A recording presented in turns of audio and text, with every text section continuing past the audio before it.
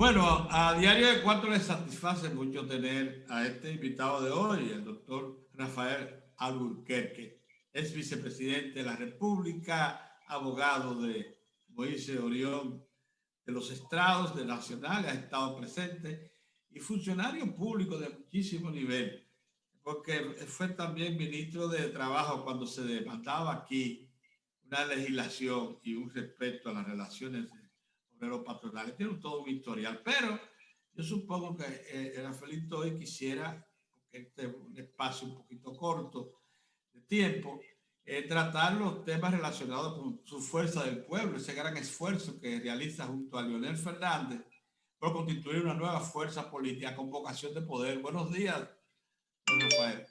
Buenos días. Muy buenos días, Pedro, Mozart, Orión. Nosotros estamos inmersos en este momento en lo que podríamos llamar el Congreso Constitutivo del partido, que comenzó ahora el 6 de noviembre del año pasado y que va a terminar este 27 de febrero, coincidiendo con un aniversario más de la independencia de la República. Casi no, 17,000 compañeras y compañeros, dirigentes, medios de base y de la Dirección Nacional están participando en 17 mesas temáticas. Yo estoy, por ejemplo, coordinando la mesa que tendrá que ver con la redacción final de los estatutos de la Fuerza del Pueblo. Y realmente ha sido pues una experiencia muy grata, muy enriquecedora, sobre todo para los que tenemos mucho tiempo en política, porque hay toda una pléyada de jóvenes, tanto del sexo masculino como femenino, que se han integrado al partido, que están participando activamente en el Congreso. Hemos hecho lluvias de ideas. Nosotros en la mesa nuestra tenemos 640 propuestas diferentes, todas, para incluirla y debatirla y luego incluirlas en los estatutos. Mañana martes, por ejemplo, ya la Comisión de Estilo ha trabajado en cada una de las propuestas y vamos a revisarla de nuevo en la mesa directiva. Y ya más adelante, bueno, tendremos las primeras discusiones a nivel de la plenaria del Congreso para ir sometiendo las distintas propuestas de línea organizativa, de estatutos, de política de la juventud, política internacional, política fronteriza. Es decir, son 17 temas: medio ambiente, relación de partido y sociedad. Entonces, ha sido muy interesante y de nada se ha hablado, para nada se ha hablado sobre la elección interna, porque no hemos querido contaminar este proceso teórico y dialéctico con un proceso interno de elecciones, de manera que ya para marzo o abril comenzaremos un segundo congreso que será ya un congreso electoral. Doctor, en adición a ese gran reto que tiene la Fuerza del Pueblo, ¿verdad?, que ha conllevado este trabajo intenso y con una variación que la impone la realidad, el tema del coronavirus, pues a distancia, un trabajo que se le agregan otros elementos que lo hacen un poco más complejo. Sí. No obstante eso, la actual coyuntura presenta a la Fuerza del Pueblo con una situación un tanto incómoda luego de la decisión que tomara el Pleno de la Junta Central Electoral de considerar ya a la Fuerza del Pueblo y a otras organizaciones como fuerza minoritaria del país, como partido minoritario, solo otorgando esa condición al Partido Revolucionario Moderno y al Partido de la Liberación Dominicana. Eso tiene consecuencias no solo en el orden de los recursos a distribuirse por esa parte. La ley habla de un 80% para los mayoritarios, entonces el restante 20% para los minoritarios, sino también en el posicionamiento de una entidad que aglutina liderazgo tan sólido y tan fuerte como la de Leonel Fernández. Yo quisiera una reflexión tuya en torno a eso, a ese tema.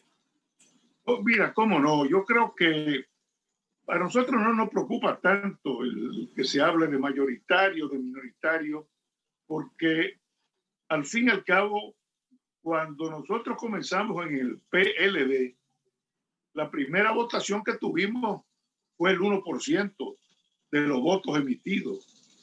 Y lo importante es tener un liderazgo y un trabajo sostenido que permite el crecimiento del partido. Ahora bien, a nosotros nos ha parecido un error la decisión, el reglamento que ha dictado la Junta Central Electoral. ¿Por qué? Porque si tú tomas la ley de partidos políticos, ¿qué es lo que establece en el artículo 61? Bueno, establece que el 80% de los fondos estatales será distribuido entre partidos que obtienen por lo menos el 5% de los votos emitidos en la última elección. El 12% para aquellos partidos que saquen más del 1 y menos del 5%. Y luego un 8% para aquellos que no llegan al 1%. Eso es lo único que dice el artículo 61. Hay una laguna de omisión, como llaman los abogados, en el texto de la ley, porque no dice cómo debe computarse, cómo debe calcularse ese por ciento. Entonces dice, bueno, se va a los votos emitidos en la última elección. La última elección fue la del 5 de julio, pero hay 3 niveles diferentes: el presidencial, el senatorial y el de diputados. Entonces, ¿qué hace la Junta? Suma lo que se ha obtenido a nivel presidencial, a nivel senatorial y a nivel de diputados y saca un promedio. ¿Qué es lo que nosotros planteamos? Lo que nosotros decimos es, óigame, si hay una laguna en la ley que no dice cómo se va a calcular, hay que aplicar la Constitución de la República. ¿Y qué dice la Constitución de la República en el artículo 74, ordinal cuarto? Que los derechos se interpretan en favor del titular. O sea, es el principio de la favorabilidad que llaman los constitucionalistas. Entonces nosotros decimos, bueno, usted tiene que escoger el criterio que sea más favorable al titular. Si la fuerza del pueblo sacó más del 5% a nivel presidencial, pues toma en cuenta ese nivel. Si otros partidos han obtenido más del 5% a nivel de senadores, a nivel de diputados, pues también toma en cuenta a esos partidos para saber cuánto que se le va a distribuir. Es decir, es la única interpretación posible, el nivel de razonabilidad y favorabilidad. Porque ¿por qué lo van a sumar? ¿Dónde dice que hay que sumarlo? No lo dice la ley. Entonces, el único criterio es el de favorabilidad. Pero si tú le agregas a eso el artículo 15, busca la ley electoral y vas al artículo 15. ¿Qué dice el artículo 15 con respecto a los nuevos partidos? Que para reconocer a un partido nuevo, este tiene que tener firmas equivalentes a por lo menos el 2% de lo que obtuvo, de lo que obtiene un partido a nivel de la última votación presidencial. De manera que hay por lo menos, si tú quieres, un argumento de analogía. Cuando se habla de la constitución de los nuevos, de reconocimiento de nuevos partidos, habla del 2% a nivel presidencial. Ahora, en este artículo 61 no se habla si es a nivel presidencial, si es a nivel de senador o a nivel de diputado. Entonces, ellos lo suman. Pero oye lo siguiente, Mozart, salvo ahora esta última elección en el 2020, siempre la Junta Central Electoral solamente tomaba en cuenta el nivel presidencial para hacer los cálculos. Y ahora, con la presidencia de Castaño, se varió y se estableció la sumatoria. Entonces, hay precedentes. Nosotros hemos presentado un recurso de reconsideración ante la Junta Central Electoral y esperamos, bueno, que tomen en cuenta estos argumentos que no solamente son nuestros. Hubo un voto disidente en la Junta Central Electoral. Uno de los jueces de la Junta, una magistrada, pues mantiene la posición que ha esgrimido en su recurso la Fuerza del Pueblo. Bien, doctor, en otro aspecto, el presidente, digamos que simplemente propuso, aunque no lo profundizó, un acuerdo político global de unidad nacional para contener la pandemia y relanzar la economía. Inmediatamente el Partido Fuerza del Pueblo apoyó esa iniciativa, que repito, no ha sido elaborada ampliamente. Yo pregunto, ¿hay algunos niveles de diálogo o discusión alrededor de la posibilidad de que se produzca ese acuerdo político para contener la pandemia y relanzar la economía? Mira, nosotros diálogo para detalles no lo hemos tenido. Simplemente hemos escuchado la propuesta, la hemos hecho nuestra y entendemos que todos debemos unirnos, no solamente los partidos políticos, sino también las organizaciones de la sociedad civil para adoptar las medidas pertinentes para combatir esta pandemia. Porque nos preocupa. Por ejemplo, ahí tenemos el caso de las vacunas. Bueno, lo hemos reclamado a nivel de nuestros bloques legislativos. ¿Cuál es el protocolo que se va a utilizar para la vacunación? ¿Están preparadas las cadenas de frío en la República Dominicana? ¿A dónde van a ir los ciudadanos? Por ejemplo, hemos escuchado algunas autoridades diciendo, no, va a ser en los centros de votación. Bueno, pero también en los centros de votación hay problemas, porque hay muchas personas que votan, que viven ahora en la capital de la República, pero votan en el interior y se trasladan al interior el día de la votación porque los partidos les pagan para trasladarse a sus centros de votación que están en el interior. Pero en una vacuna tú puedes estar seguro que la gente va a decir, oh, pero yo voy a tener que ir a Dajabón, a Pedernal, a Higüey, a vacunarme. No van a ir.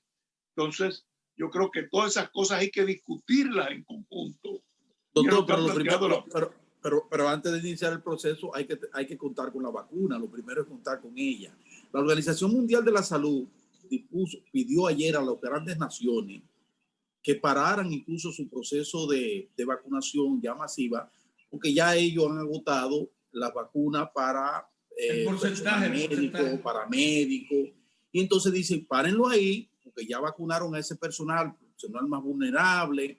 Vamos ahora a ver cómo redistribuimos mejor, con equidad, porque hay otras naciones que este es el momento en que todavía no tienen ni siquiera una fecha de llegada de la vacuna. En torno a eso y a la compra que se ha hecho por adelantado con unos recursos, el tipo de vacuna, una de Pfizer que tiene reclama de refrigeración a temperatura, aquí no contamos con ese tipo de estructura.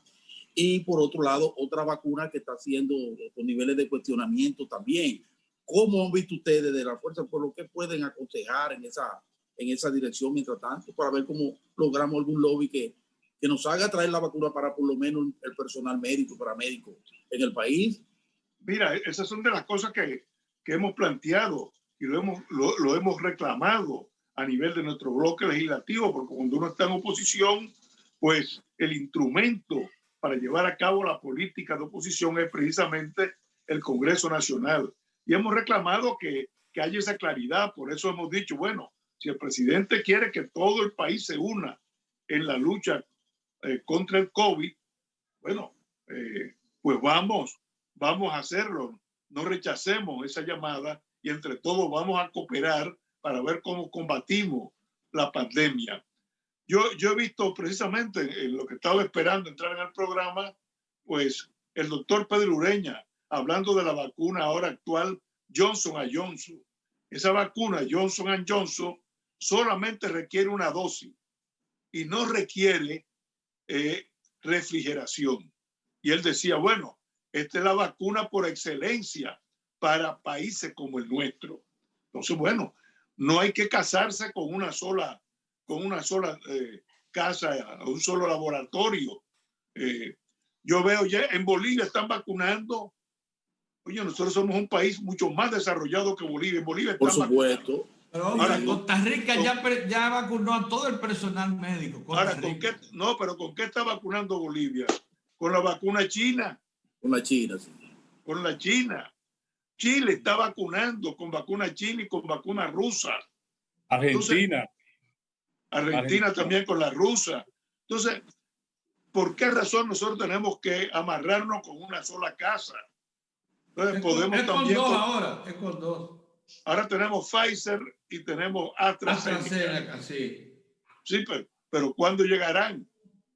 Entonces, si Rusia y China nos la pueden colocar de inmediato, ¿por qué no podemos tocar esas puertas? Y la pueden colocar de inmediato. Bueno, yo vi que Argentina inmediatamente hizo el pedido y estaban colocadas. Sí. Y le puede mandar por vía de nosotros a Haití, que es un problema. Es verdad. Hay más solidaridad. Doctor, finalmente yo quiero recabar su opinión sobre la expiración hoy de la ley de incentivos y exoneraciones a las empresas que se sitúen en la línea fronteriza. Eso nos recuerda a nosotros que también hubo hace tiempo otra ley de 20 años. Parece que todos duran 20 años. La ley de incentivo industrial aquella, la 299. ¿Usted cree que debería el Congreso darle otra licencia por 20 años más o paramos ahí? ¿Qué hay que hacer con eso? Bueno, yo vi ya que el Senado la aprobó. Es decir, el Senado, vamos a hacer un poco, muy brevemente, de historia. El Senado había aprobado la prórroga de la ley y había corregido algunos detallitos pequeños, por ejemplo, sobre el Consejo Nacional Fronterizo, pero sobre todo esta parte porque el Tribunal Constitucional, con respecto a esa ley 2801, había establecido que los miembros del Consejo Directivo no podían ser legisladores, como decía la ley, porque había una incompatibilidad en las funciones. Bueno, eso se corrigió. Cuando fue a la Cámara de Diputados, la Cámara de Diputados le introdujo más modificaciones, entre ellas la de prohibir importación de materias primas y la de que lo que se fabricara en la provincia fronteriza se pudiera vender en el resto del país. Ahí viene el juego de intereses, el problema de la competencia desleal que alegaron algunas empresas que no están, o sea, del territorio nacional, que no están en la frontera. Cuando la ley volvió al Senado, el Senado rechazó esos cambios que ha introducido la Cámara de Diputados y ahora este viernes acaba de aprobarla de nuevo sin esas modificaciones que cercenaban la vieja ley. Y ha vuelto de nuevo a la Cámara de Diputados y el Senado ha hecho un llamado a la Cámara de Diputados para que proceda ya a ratificar lo que se ha aprobado en el Senado de la República a unanimidad.